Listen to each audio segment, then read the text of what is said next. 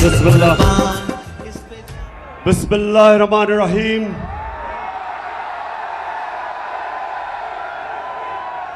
इय्याका नअबुदु व इय्याका नस्तईन। अल्लाह तेरी इबादत करते और मौला सिर्फ तेरे से मदद मांगते हैं। सरगोदा माशाअल्लाह, सरगोदा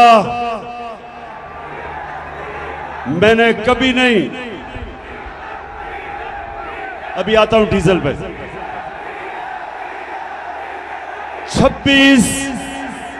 26 साल की सियासत में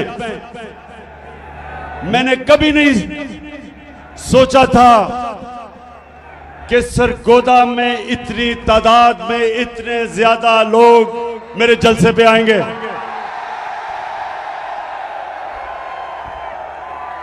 मैं आज आप सबका दिल से शुक्रिया अदा करता हूं। यहां नौजवान हैं, यहां हमारे बुजुर्ग भी हैं, यहां मेरे आईएसएफ के टाइगर भी हैं, लेकिन जो मुझे सबसे ज्यादा खुशी कि मेरी बहनें भी यहां हैं और इतने तादाद में जो कभी नहीं आई। मैं आप सबका शुक्रिया अदा करता हूं। मैं आज अपने सारे पाकिस्तानियों से बात करना चाहता हूं। पढ़े लिखे, इंग्लिश मीडियम, उर्दू मीडियम, मेरे दीनी मदरसे के बच्चे, मेरे रेड़ी वाले, ठेड़ी वाले, मजदूर, किसान, सारे पाकिस्तान के सूबे और खास तौर पे आज जो सैलाब में मेरे पाकिस्तानी आज मुश्किलों में हैं, जो मुतासरीन हैं, मुझे पता है वो मुश्किल में है, लेकिन मैं आज यहां खड़ा होके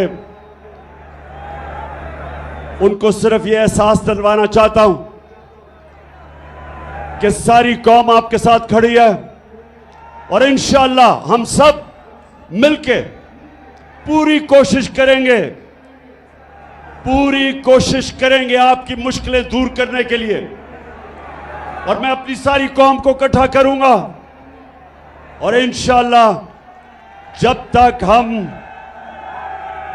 तक हम ये नहीं देख लेते कि हमारे सारे बलूचिस्तान से लेके, सिंध से लेके ऊपर पख्तूनख्वा, गिलगित बल्तिस्तान, आज़ाद कश्मीर और ख़ास तौर पे पंजाब के डीजी खान,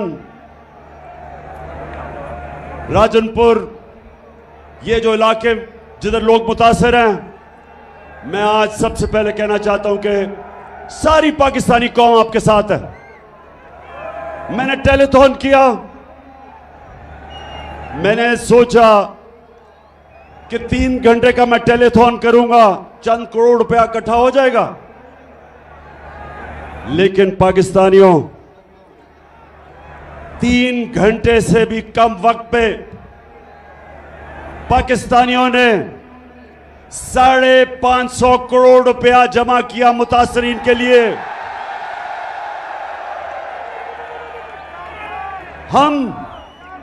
हम वो पाकिस्तानी कौम है जिसे खौफ खुदा है, जो नबी सल्लल्लाहु अलैहि वसल्लम की उम्मत है। ये वो कौम है जो समझती है कि अपनी आखिरत को बेहतर करने के लिए हमारे ऊपर ये फर्ज है कि हम उन लोगों की मदद करें जो मुश्किल में हैं। और मुझे इतना फख्र हुआ सरगोदा, मुझे इतना फख्र हुआ कि मेरे बैरून मुल्क पाकिस्तानियों ने जिस तरह दिल खोल के पैसा दिया, 550 करोड़ रुपया सिर्फ 3 घंटे के वक्त में उन्होंने पैसा जमा कर दिया। और मुझे इतने पैगाम आए कि इमरान खान, हम कोशिश करना चाहते थे लेकिन वो लाइनें सारी भरी हुई थी, ब्लॉक हुई थी। और मुझे आहिस्ता आहिस्ता अंदाजा हुआ कि अगर हमारे पास वक्त होता और वो टेलीफोन लाइंस खुली होती तो 5.5 अरब रुपया मजीद और जमा हो जाता। लेकिन फिक्र ना करो, मैं इंशाअल्लाह अब ये पैसे भी इकट्ठे करूंगा। प्रोग्राम बना रहा हूं कि किधर किधर हमने सबसे ज्यादा जरूरत है और पैसा खर्च करें। और मैं अपनी सारी कौम को भी आज दावत देता हूं कि जो भी मदद करना चाहे दुखी इंसानियत की, तो इंशाल्लाह हम एक कंट्रोल रूम बनाएंगे और जो हमें कॉल करेगा हम बताएंगे कि ये फलानी जगह है, डीजी खान उधर आप मदद कर सकते हैं, या सिंध के अंदर, सिंध में तो सबसे ज्यादा नुकसान हुआ, तो उधर हम लोगों को भी बताते रहेंगे कि कैसे हम अपने जो सैलाब मुतासरीन हैं इनकी मदद कर सके। लेकिन एक अच्छा आईएसएफ, अभी आपने चुप करके सुनना है मेरी बात। आईएसएफ में डिसिप्लिन चाहिए मुझे। अच्छा जी, अब मैं वो इलेक्शन कमिश्नर सिकंदर सुल्तान, अगर ये सुन रहे हो तो तुम्हें पहली दफा अंदाजा हुआ कि फॉरेन फंडिंग क्या होती है। अब पता चला कि इमरान खान को फॉरेन फंडिंग में किसी तरह डिस्क्वालीफाई कर दो। ये देखी थी फॉरेन फंडिंग, ये ज्यादा पैसा बैरून मुल्क पाकिस्तानियों ने भेजा हमें, और ये वो पाकिस्तानी हैं। इंशाअल्लाह मैं आज अपनी सारी कौम के सामने कहना चाहता हूं कि इंशाअल्लाह एक दिन मैं अपने बैरून मुल्क पाकिस्तानियों को इकट्ठा करूंगा, और जो हमारा बैरूनी कर्जा है, जिसकी वजह से हमें आईएमएफ की गुलामी करनी पड़ती है, जिसकी वजह से हाथ फैलाने पड़ते हैं लोगों मुल्कों के सामने कि जी हमें पैसा दे दो, इंशाअल्लाह बैरून मुल्क पाकिस्तानियों को मैं मोबिलाइज करूंगा, ऐसी स्कीम्स लेके आऊंगा।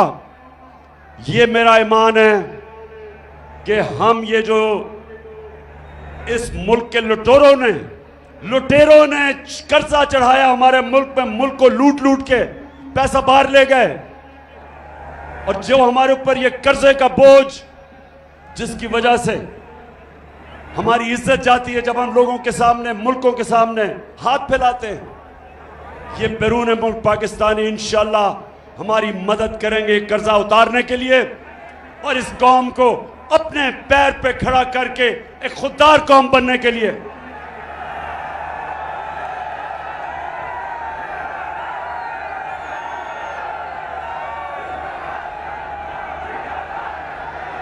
पाकिस्तानियों और सरगोदा के बाशऊर मेरे शहरियों, वैसे मैं कभी नहीं समझता था इतनी तादाद में सरगोदा के लोग निकलेंगे।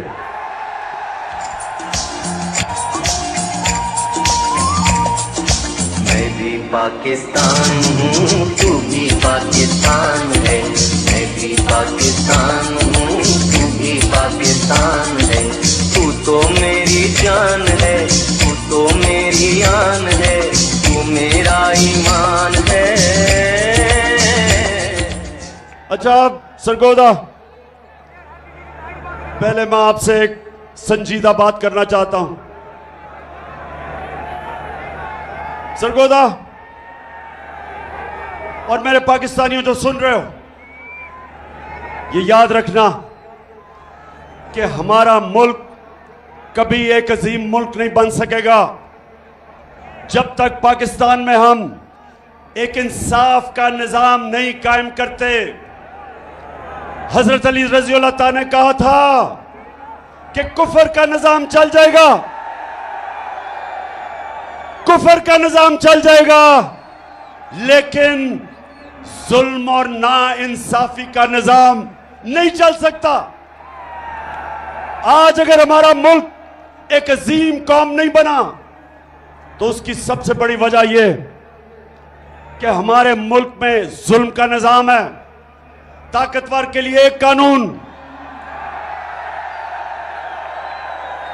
कमजोर के लिए दूसरा कानून। छोटा चोर चोरी करे तो जेल में, और बड़ा डाकू चोरी करे तो वो मुल्क का वजीर आजम बन सकता है।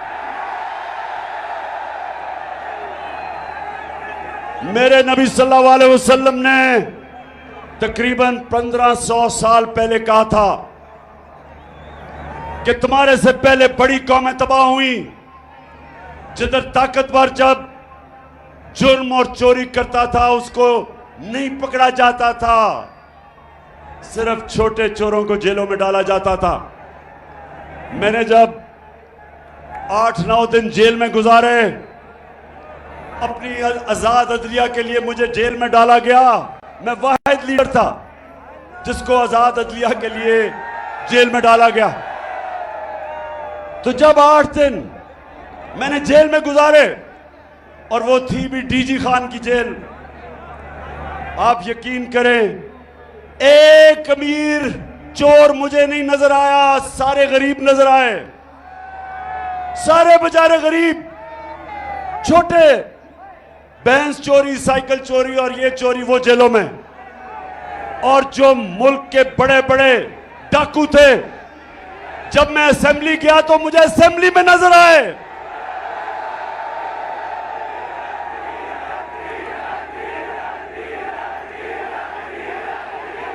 बिल्कुल ठीक कह रहे हो।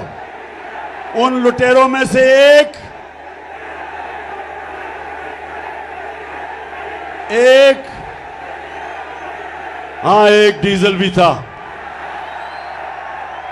लेकिन दो बड़े बड़े लुटेरे खानदान, जरदारी खानदान और शरीफ खानदान,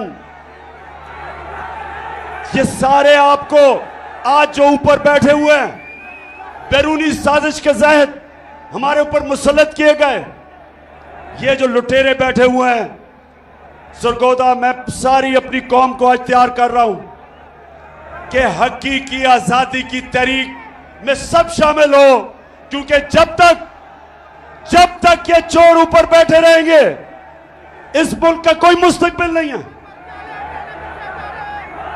तो मेरे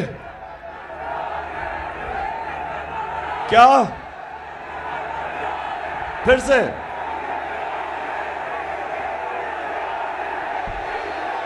इसको तो रोक लो, तब्दीली आई रे, तब्दीली आई रे, तब्दीली आई रे। भूखा लकर का देता है दुहाई रे, तब्दीली आई रे। अच्छा सरगोदा, बैरूनी साजिश हुई, अमेरिका को अपने गुलाम चाहिए थे, चेरी ब्लॉसम जूते पॉलिश करने वाला हाजिर हो गया, साथ डीजल तो पहले ही तैयार बैठा था, और उसके बाद जो इस वक्त इस मुल्क की सबसे बड़ी बीमारी जरदारी की पता क्या बीमारी है? जरदारी की बीमारी यह है कि वो जब नोट देखता है ना, वो पैसे देखता है, उसका जिस्म, उसकी कांपें टांगनी शुरू हो जाती है, उसकी मूछें ऊपर नीचे जानी शुरू हो जाती है, उसको बीमारी है। उसको यकीन, मैं आपको यकीन बनाऊं, उसको पता भी नहीं कि 30 साल में उसने कितना पैसा चोरी किया पाकिस्तान का और मुल्क से बाहर ले गया, लेकिन अभी भी बीमारी है, चला जाता नहीं है, लेकिन पैसे के पीछे अभी भी जान देने के लिए तैयार है। तो ये तीनों इकट्ठे हो गए, मिल गए, इनके साथ और साजिशी बैठे हुए थे पाकिस्तान में, बैरूनी साजिश। इन चोरों को हमारे ऊपर मुसल्लत किया गया और इन्होंने कहा कि अब इमरान खान की सियासत खत्म, अब ये फिर से हम इनके बच्चों की नीचे हम इनकी गुलामी करेंगे। लेकिन कुरान में अल्लाह कहता, एक प्लान इंसान बनाता है और एक प्लान अल्लाह बनाता है। और कामयाब सिर्फ एक प्लान होता है अल्लाह का। अल्लाह का प्लान ही कुछ और था। अल्लाह ने लोगों के दिल मोड़े। कौम जिस तरह अब निकल रही है, लोग तो यहां मिठाइयां बांटते थे जब गवर्नमेंट जाती थी, तो जिन्होंने साजिश की थी वो हक्के बक्के रह गए। कौम सड़कों पे आ गई, खुद निकलना शुरू हो गए। नौजवान तो पहले ही तैयार थे, लेकिन पाकिस्तान की पहली दफा आजादी के बाद पहली दफा हमारी ख्वातीन भी इस तहरीक में शिरकत किया उन्होंने, बल्कि स्कूल के बच्चे भी शिरकत कर रहे हैं। तो उसके बाद इन्होंने जुल्म किया हमारे पे। 25 मई को इन्होंने हमारे पे जुल्म किया। इन्होंने पुलिस और रेंजर्स ने फैमिलीज के ऊपर, ख्वातीन के ऊपर इन्होंने जिस तरह की शेलिंग की, खौफ फैलाया, FIRs काटी मेरे ऊपर। मैं तो भूल ही गया हूं कितनी FIR है, कोई 17 तो कट चुकी है। इन्होंने समझा कि अब ये डर के बैठ जाएंगे। इनको बताया गया कि ये तो जी मम्मी डैडी हैं, ये तो खड़े ही नहीं हो सकते। तो पहला झटका पड़ा इनको जब 17 जुलाई को पंजाब का इलेक्शन आया, बाय इलेक्शन। हर हरबा इस्तेमाल किया। इलेक्शन कमीशन ने पूरा जोर लगाया, धांधली के रिकॉर्ड तोड़े, पुलिस का इस्तेमाल किया। इस सब के बावजूद हमजा कुकड़ी को फारग करना पड़ा। अब जब ये इलेक्शन हार गए,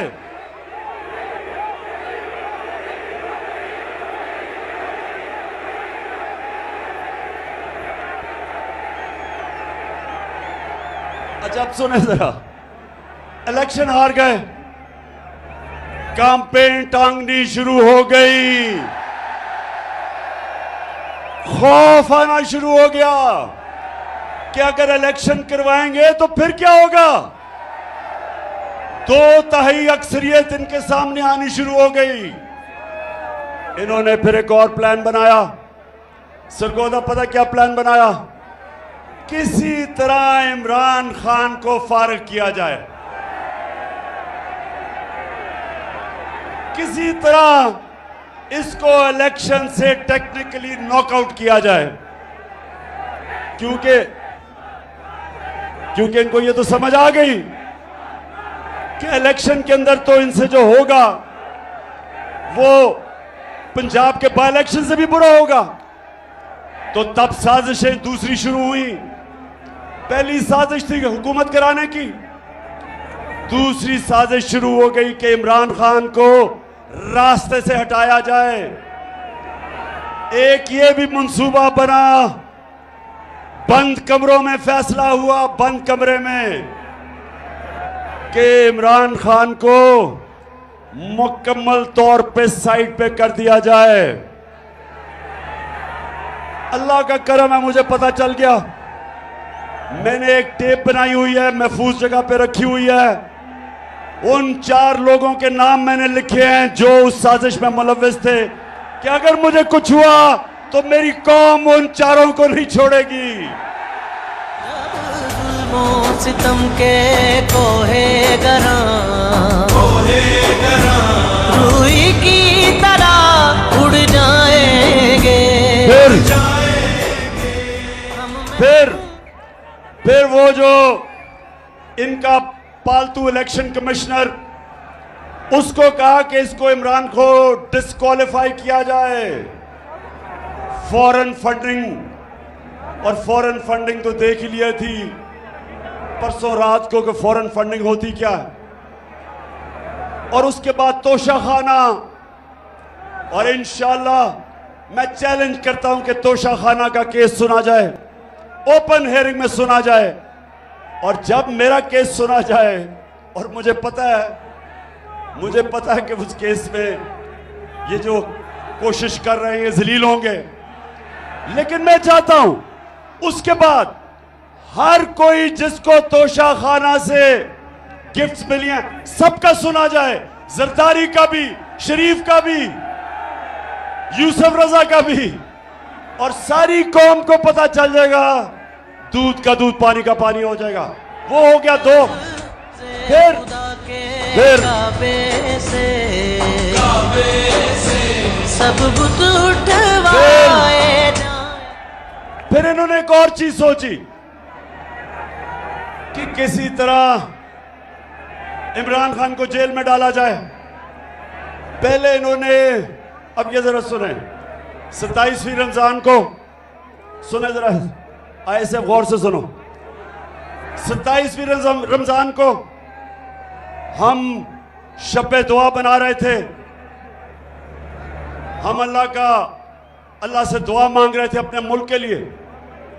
हमें क्या पता था कि उस दिन चेरी ब्लॉसम और ये अपनी टीम लेके मदीना चला जाएगा, हमें तो पता ही नहीं था।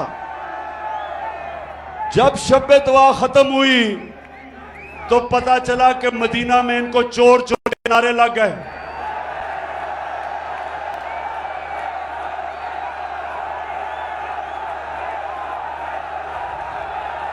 अब मदीना में इनको चोर के नारे लगते हैं और FIR इमरान खान पे कट जाती है तौहीन मजहब पे, और मेरे पे और हमारे कई लीडर्स पे छप तौहीन मजहब की FIR कट जाती है। मदीना में नारे कोई लगाता है, FIR हमारे पे कट जाती है। फिर सुने, फिर क्या होता है। मैं अपना, मेरा जो चीफ ऑफ स्टाफ था शहबाज गिल, उसको पहले अगवा कर लेते हैं, फिर उसके ऊपर तशद्दुद होता है, नंगा करके उसके ऊपर तशद्दुद किया जाता है, जिनसी तशद्दुद किया जाता है। और मैं तो सिर्फ ये कहता हूं, मैं ये कहता हूं कि जो लोग जिम्मेदार थे, जिन्होंने ये तशद्दुद नहीं रोका, उनके ऊपर कानूनी कार्रवाई की जाएगी, कानूनी कार्रवाई की जाएगी। उसके ऊपर मुझे दहशतगर्द बना देते हैं, दहशतगर्दी का केस कर देते हैं। सारी दुनिया के अंदर पाकिस्तान का मजाक उड़ता है। कभी मैं दुनिया के अखबारों में फ्रंट पेज पे नहीं आया। ये जो मेरे ऊपर दहशतगर्दी का FIR काटते हैं और मुझे पकड़ने भी आ रहे थे, सिर्फ एक वजह से कि किसी तरह इमरान खान को रास्ते से हटाया जाए, दहशतगर्द बना दिया। वो शहबाज गिल का किसी ने नहीं पूछा कि कौन सी दुनिया का महजब माशरा इजाजत देता है कस्टोडियल टॉर्चर को। उस बेचारे कैसे जो करते हैं, उसका जो ज़हनी दबाव उस पर पड़ता है। तस्वीरें उसकी चल रही हैं सोशल मीडिया पे, जो जुल्म किया जाता है उससे। और यही नहीं रुकता, एक सहाफी जमील फारूकी, उसको भी पकड़ के उठा लिया जाता है, उसको भी नंगा किया जाता है, उस पर भी तशद्दुद किया जाता है। और फिर हमारा सिंध का ऑपोजिशन लीडर हलीम आदिल शेख, उसके ऊपर 27 FIR काटी जाती हैं। सिंध असेंबली का ऑपोजिशन लीडर, वो एक केस से निकलता है दूसरे में जेल में डाल देते हैं, उसके ऊपर तशद्दुद करते हैं। और जब सारी कौम ये जब तमाशा देखती है और इंसाफ मांगती है, तो ये नून लीग वाले कहते हैं कि इमरान खान को डिस्क्वालीफाई करना चाहिए। नून लीग वाले बड़े गौर से सुन लो, तुम ये जो कहते हो कि इमरान खान को डिस्क्वालीफाई किया जाए क्योंकि नवाज शरीफ को किया गया, मेरे ऊपर केस बनाया जा रहा है किस चीज का? दहशतगर्दी का। क्यों? क्योंकि मैं कहता हूं कानूनी कार्रवाई की जाए उनके खिलाफ जिन्होंने ये तशद्दुद नहीं रोका। अब नवाज शरीफ के ऊपर क्या था, जरा गौर से, ये मैं आपको वीडियो दिखाऊंगा, जरा ये वीडियो देखना। ये बड़ा, ये वो वीडियो देखेंगे आराम, एक अभी नहीं, अब रोको। ये जो वीडियो मैं ताकि देख, आप खुद अपनी आंखों से देखें कि इस मुल्क से हो क्या रहा है। नवाज शरीफ 3 दफा मुल्क का प्राइम मिनिस्टर था, 3 दफा। उसका 4 महंगे तरीन लंदन के अंदर अरबों रुपए के ये महल खरीद लेता है, लंदन के सबसे महंगे इलाके में। तो मैं जब पूछता हूं इनसे आज से 10 साल पहले कि जनाब ये किधर से पैसा आया महलों का, तो ये जरा आप सुने, ये आज से 10 साल पहले की गुफ्तगू है, सुने जरा ये।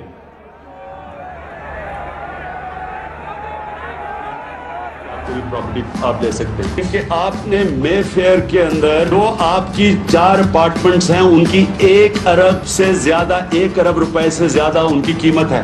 अब 4.5 अरब तक पहुंच गई है उनकी कीमत। आपने अपनी जो टैक्स में टोटल आमदनी बताई है 94 में 1.5 लाख रुपए है। मुझे ये बताएं कि आपने अरबों रुपए की मे फेयर में प्रॉपर्टी खरीदी कैसे? एक मिनट, अब ये 10 साल पहले था, ये 10 साल पहले था। अब इसके जवाब में शहबाज शरीफ चेरी ब्लॉसम का बेटा, अब ये सुने, ये सलमान शहबाज क्या कह रहे हैं, जरा ये सुने आप। बात ये कि जिन अरबों रुपए की मे फेयर की प्रॉपर्टीज की ये बात कर रहे हैं, ये तो पहले पता नहीं है। बताएं कौन सी प्रॉपर्टीज है, लाएं, दिखाएं, उसका कुछ प्रूफ लाएं। बात ये है कि सुन लिया, कहता किधर है ये प्रॉपर्टीज, लगाएं, बताएं, सबूत दें। अब ये जरा मरियम बीबी जिनको सच बोलने में बड़ा मुश्किल पड़ती है, ये जरा ये सुन लें। इस तरह मुझे लगा कि आप लोगों को बेवकूफ नहीं बना सकते। मेरी सेंट्रल लंदन में प्रॉपर्टीज तो दूर की बात है, मेरी पाकिस्तान में भी कोई प्रॉपर्टी नहीं है। मैं अपने वालिद के साथ है और मुझे समझ नहीं आई कि मेरी और मेरी वालदा की और बहन भाइयों की प्रॉपर्टीज ये कहाँ से निकाल के ले आए हैं। मेरे नाम पाकिस्तान में कोई प्रॉपर्टी नहीं है, ये तो इंग्लैंड की बात है। हाय अल्लाह, कोई प्रॉपर्टी किधर से आएगी? मुझे तो एहसास प्रोग्राम में डाल दो, मेरे पास तो है ही कुछ नहीं। मरियम बीबी, वैसे मैं ये बताऊं, जितने सीधे मुंह से आप झूठ बोलती है मैंने कभी किसी को नहीं सुना। अच्छा जी, आप जरा, अब ये सुन लिया आपने। अब ये थी चीजें आज से 8 साल पहले, ये जब कोई प्रॉपर्टी नहीं है। अब इनको नहीं पता कि अल्लाह अल हक है, सच का खुदा है, उसका वादा है कि कोई दुनिया में नहीं जाएगा जब तक सच सामने नहीं आता। तो अब जरा ये देखें कि पीछे हुआ क्या। नवाज शरीफ, मरियम नवाज, हसन नवाज और हुसैन नवाज के बैरून मुल्क खुफिया असासों का इंकशाफ। पनामा लीक्स ने बैरून मुल्क खुफिया दौलत का भांडा फोड़ दिया।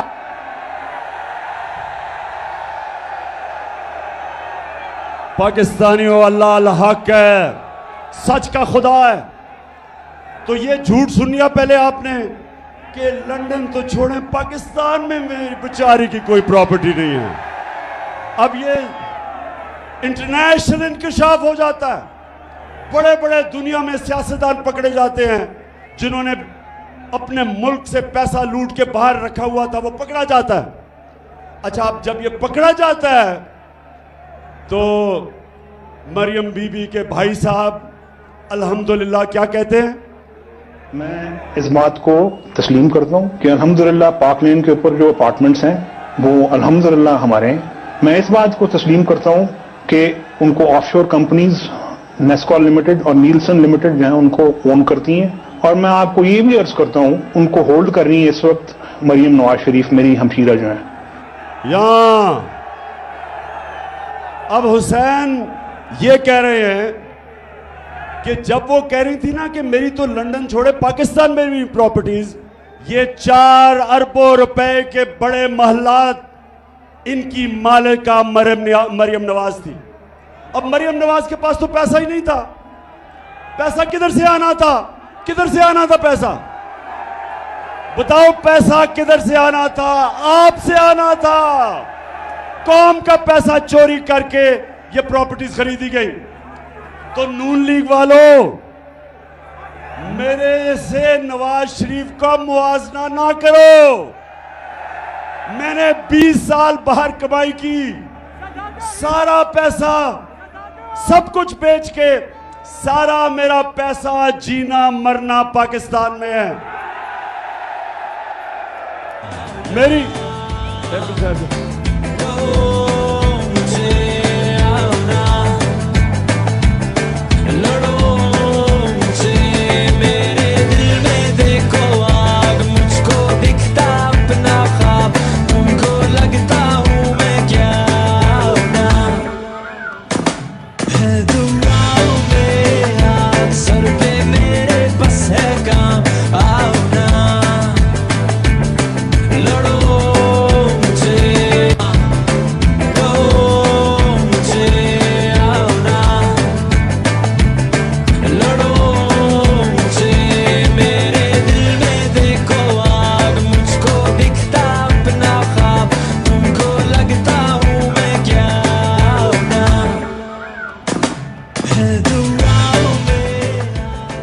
अच्छा जी, अच्छा अब एक तरफ और मेरी बहनों, आपने गौर से सुनना है कि जब एक कौम की ख्वातीन जाग जाएं तब असल में इनकलाब आता है, क्योंकि घरों में इनकलाब आ जाता है। अब हालात ये हैं कि बाप नून लीग में है, पीछे से बीवी बच्चे सारे पीटीआई में, क्योंकि ख्वातीन के अंदर ना अल्लाह ने एक रेडार डाला हुआ है। रेडार वो है सच का रेडार। औरतें बड़ी जल्दी सच पे पहुंच जाती हैं। क्यों? इसलिए कि जब बच्चा पैदा होता है तो वो तो नहीं बोल सकता, तो वो मां जो होती है बच्चे की शक्ल से पहचान जाती है कि बच्चे को किस चीज की जरूरत है। वो शक्ल से समझ जाती है। वो जब ये नून लीग के चेहरे देखती है और जरदारी के, उसको पता है कि ये चोर है। अच्छा, तो एक तरफ तो पैसा है इस मुल्क का चोरी करके ये, और जरदारी खानदान और शरीफ मुल्क से बाहर आपका पैसा चोरी करके, ये जो फ्लैट खरीदे गए हैं ये आपके पैसे से खरीदे गए हैं। और इसलिए मैं 26 साल से जहाद कर रहा हूं इनकी करप्शन के खिलाफ। क्योंकि करप्शन क्या होती है, चोरी और करप्शन में क्या फर्क है? आईएसएफ, चोरी और करप्शन में क्या फर्क है? चोरी होती है जब आपके घर में जाके कोई चीजें चोरी करता है, उसको चोरी कहते हैं। करप्शन होती है जब कौम का पैसा चोरी किया जाता है, जब आप सबका पैसा जो स्कूलों पे लगना, जो अस्पतालों पे लगना है, जो सड़कों पे, जो मुल्क के बिजली बनाने में, जो चीजें सस्ती करने में पैसा होता है, वो चोरी में मुल्क से बाहर चला जाता है। इसलिए करप्शन कौमों को तबाह कर देती है। चोरी तो सिर्फ एक इंसान को नुकसान पहुंचाती है, करप्शन मुल्क तबाह कर देती है। तो ये क्यों चोरी करके पैसा बाहर भेजते हैं? ऐसे बताओ क्यों पैसा बाहर भेजते हैं? क्योंकि अरबों रुपया आप अपने बिस्तर के नीचे नहीं रख सकते। अरबों रुपया अगर आप मुल्क में रखेंगे तो लोग पूछेंगे किधर से पैसा आया। इसलिए चोरी करके मुल्क से बाहर पैसा भेजते हैं। तो अपना पैसा बाहर, और आजकल चेरी ब्लॉसम शहबाज शरीफ लोगों के पास जा रहा है। बड़ी तकलीफ है इसको मुतासरीन की। जहाजों से चीजें फेंकी जा रही हैं सिर्फ तस्वीरें खिंचाने के लिए। शहबाज शरीफ, अगर तुम सीरियस हो तो अपने और भाई और जरदारी को कहो आधा भी अपना पैसा वापस ले आओ, तो हम कितनी मदद कर सकते हैं सैलाब मुतासरीन की। अच्छा, अब जरा ये सुने, शहबाज शरीफ जब से आया है मुल्क को शर्मिंदगी पे शर्मिंदगी उठानी पड़ रही है। जरा ये सुने क्या कहता है। मैं सऊदी अरब से होके आया हूँ, मैं यूएई के होके, अभी मैं तुर्की होके आया हूँ, और मैंने उन भाइयों को कहा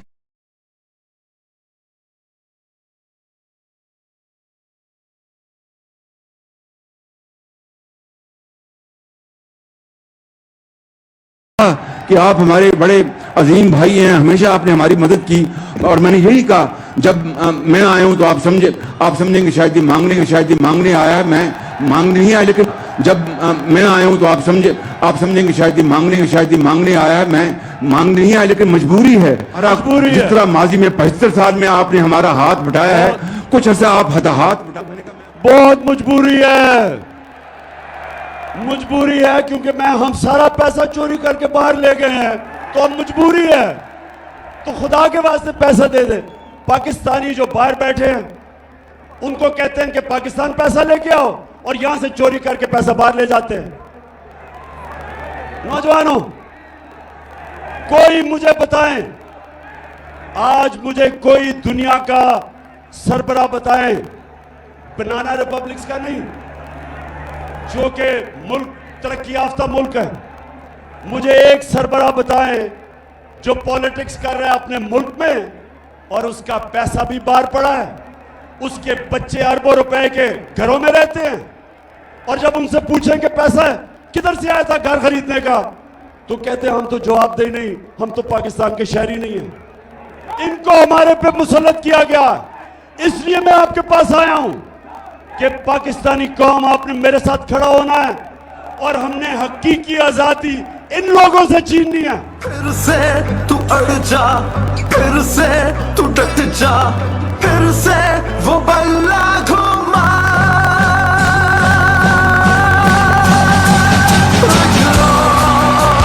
कदम बढ़ा,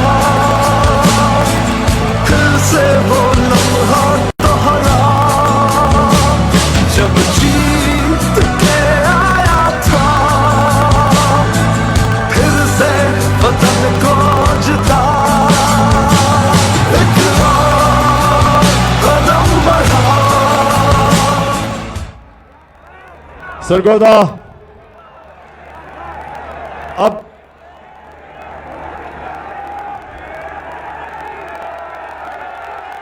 डीजल, अच्छा मैं अब डीजल पे आने लगा हूं। जब इन्होंने साजिश करके हमारी हुकूमत गिराई, सुने जरा, जब साजिश करके हमारी हुकूमत गिराई गई, जो हुकूमत पब्लिश करती है इकोनॉमिक सर्वे ऑफ पाकिस्तान,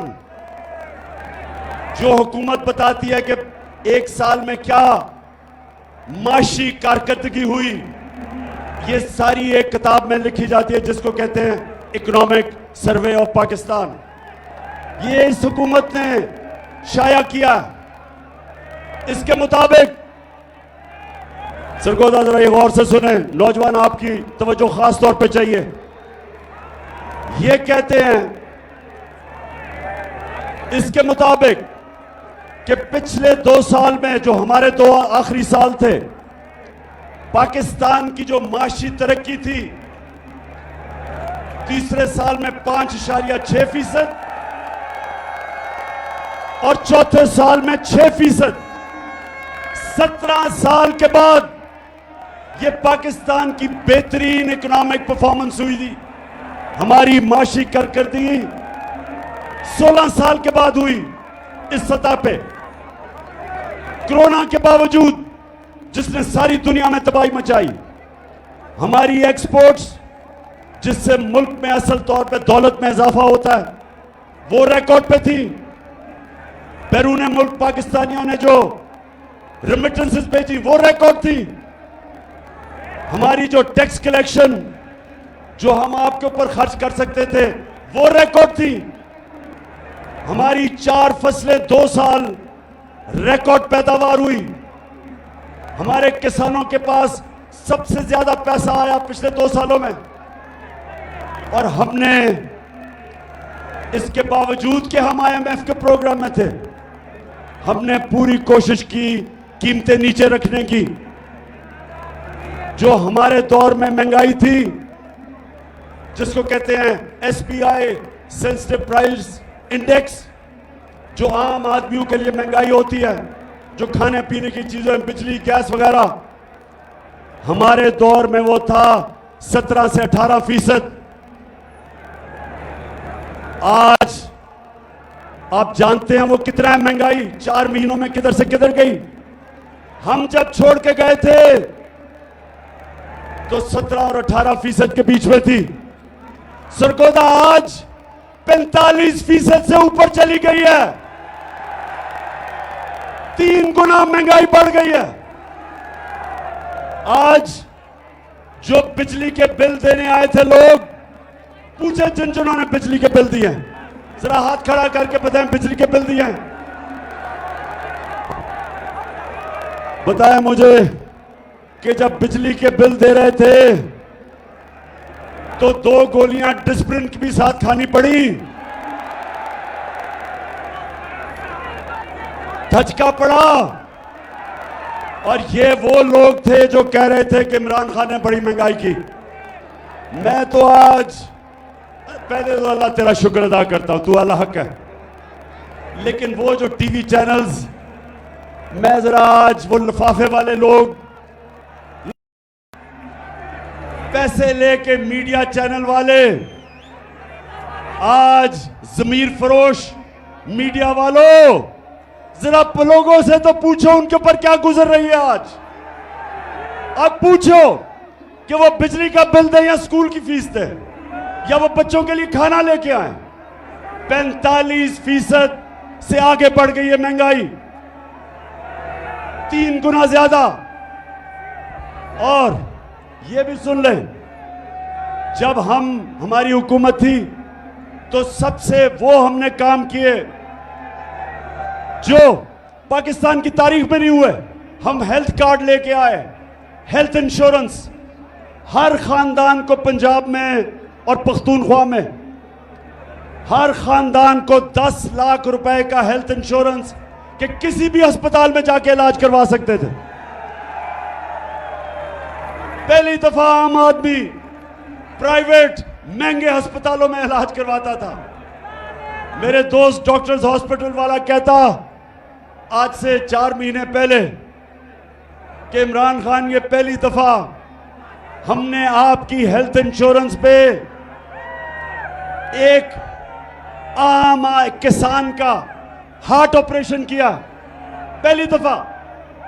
तो ये कभी पहले नहीं हुआ। हेल्थ इंश्योरेंस एहसास प्रोग्राम हम लेके आए। हमने सूद के बगैर कर्जे दिए गरीबों के लिए, 20 लाख खानदानों के लिए, कि हमने उनके घरों के लिए सूद के बगैर कर्जा दिया। पूरी कोशिश थी नीचे से लोगों को ऊपर उठाया जाए। इसके बावजूद कि हम IMF प्रोग्राम में थे, महंगाई रोकी हमने, दुनिया में महंगाई थी। तो मैं आज पूछता हूं कि वो जिन्होंने साजिश की, आज बताएं कि जो पाकिस्तान का हाल है, कौन जिम्मेदार है इसका? कौन जिम्मेदार है?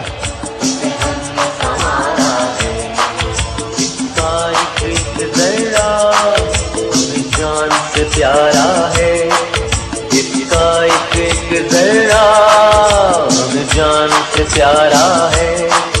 ये देश, ये देश, ये देश हमारा है। मैं आज ये सवाल पूछता हूं, मैं पाकिस्तानी होते हुए सवाल पूछता हूं कि जब हमारा मुल्क सही रास्ते पे लगा हुआ था, तरक्की की तरफ जा रहा था, जो क्रेडिट रेटिंग थी पाकिस्तान की, मूडीज की, फिच की, सेटिस्फैक्टरी थी, कौन सी क़यामत आई थी कि हमारी गवर्नमेंट गिरा के और इन चोरों को ऊपर मुसल्लत करो? कौन जिम्मेदार है इसका? और बजाय आज कल के दिनों में कि ये सोचो कि ये मुल्क को तबाही की तरफ लेके जा रहे हैं। इस वक्त माइशत नीचे जा रही है, फैक्ट्रियां बंद हो रही हैं, एक्सपोर्ट्स कम हो रही हैं, बैरून मुल्क पाकिस्तानी कम रेमिटेंसेस भेज रहे हैं। आज मैं पूछता हूं कि जिस तरफ ये मुल्क को लेके जा रहे हैं, क्या किसी को फिक्र नहीं अपने मुल्क की, जिनके पास ताकत है फैसला करने की, इसको मुल्क को इस दलदल में से निकालने की? सिर्फ एक रास्ता है, साफ और शफाफ इलेक्शन करवाओ, उसके अलावा कोई दूसरा रास्ता नहीं है। और मैं आज ये भी कहना चाहता हूं कि जिस तरह मुझे दीवार से लगाया जा रहा है,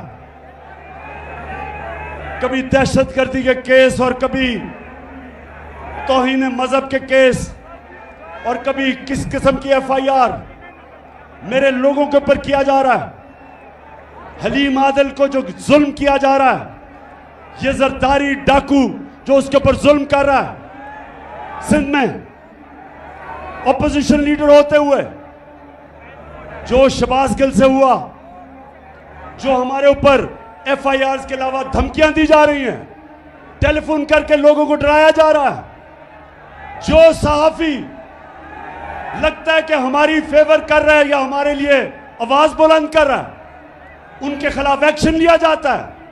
अरशद शरीफ जैसे एक ऐसा सहाफी जिसको सब जानते हैं कि एक अपने ज़मीर के मुताबिक लिखने वाला, उसको ARY प्रेशर डाल के निकाला गया, साबिर शाकिर को निकाला गया, इमरान रियाज के ऊपर उसको जेल में डाला गया, FIR कटवाई गई, जमील फारूकी को जो उन्होंने किया उससे, और उसके अलावा अयाज अमीर और समी इब्राहिम जैसे दानिश्वर, उनको जो जलील करने की कोशिश की गई, सिर्फ एक वजह कि किसी तरह इमरान खान की कोई हिमायत ना करे, उसके लिए कोई लिखे ना, कोई मीडिया उसको दिखाए ना, सिर्फ एक वजह से सारे केसेस किए जा रहे हैं, एक वजह से कि किसी तरह इमरान खान को रास्ते से हटा के और इन चोरों को इलेक्शन जिताया जाए।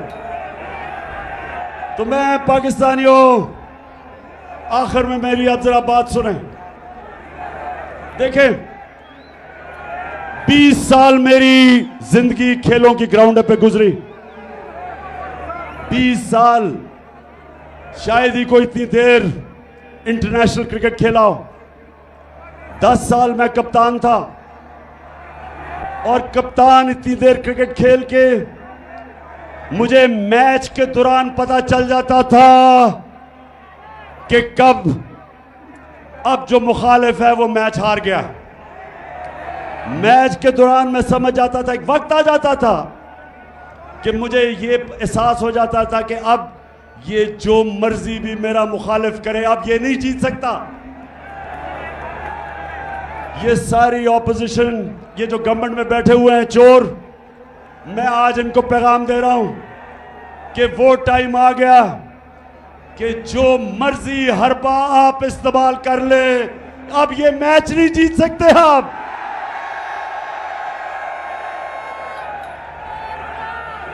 मैच अब एक ही तरफ जाएगा। जितना आप दबाएंगे मेरी पार्टी को, उतना ज्यादा ऊपर उठेगी। जितना आप मीडिया से उसको दबाएंगे, ये इस तरह सरगोदा स्टेडियम, सरगोदा की तारीख में इस तरह स्टेडियम में लोग नहीं आए जिस तरह आज आए हैं। जो मर्जी कर ले, ये मैच अब हार गए। अब आप जो भी करेंगे मुल्क को नुकसान पहुंचाएंगे। मुल्क का सोचे, जाती मफादात का ना सोचे। जो अपने छोटे छोटे फायदे सोच रहे हैं, मुल्क को नुकसान पहुंचा रहे हैं। कौम का सोचे, 22 करोड़ पाकिस्तानियों का सोचो। ये लोगों का मुस्तकबिल, अपने बच्चों का मुस्तकबिल, इनके मुस्तकबिल का सोचो। और जब आप सोचेंगे इनका मुस्तकबिल ये जरदारी डाकू और डीजल और शहबाज शरीफ की तरह के चोरों के साथ इनका मुस्तकबिल नहीं है।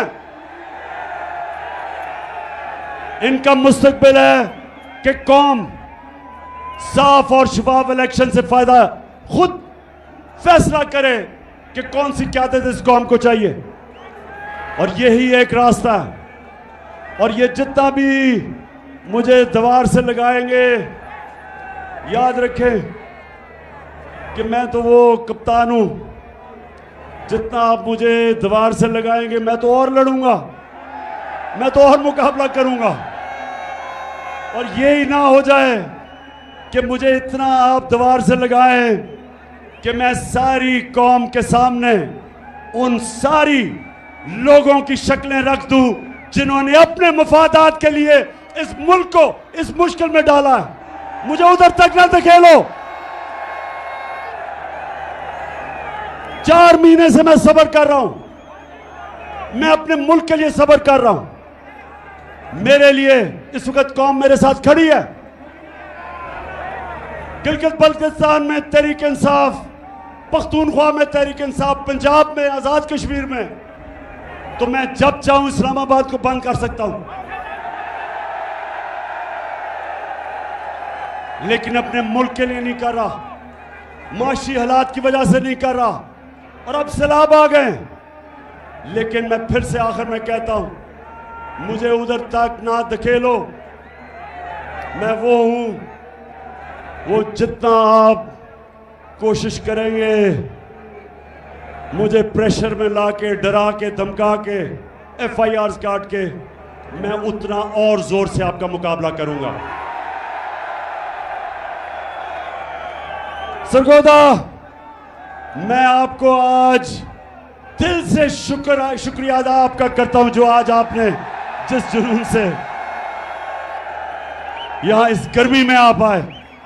मैं अपनी सारी सरगोदा की टीम, आमिर कियानी प्रेसिडेंट यहां के, और जितने मेरे MPs, मेरी टीम, मैं आज आप सबको मुबारक देता हूं जबरदस्त जलसे की। पाकिस्तान जिंदाबाद।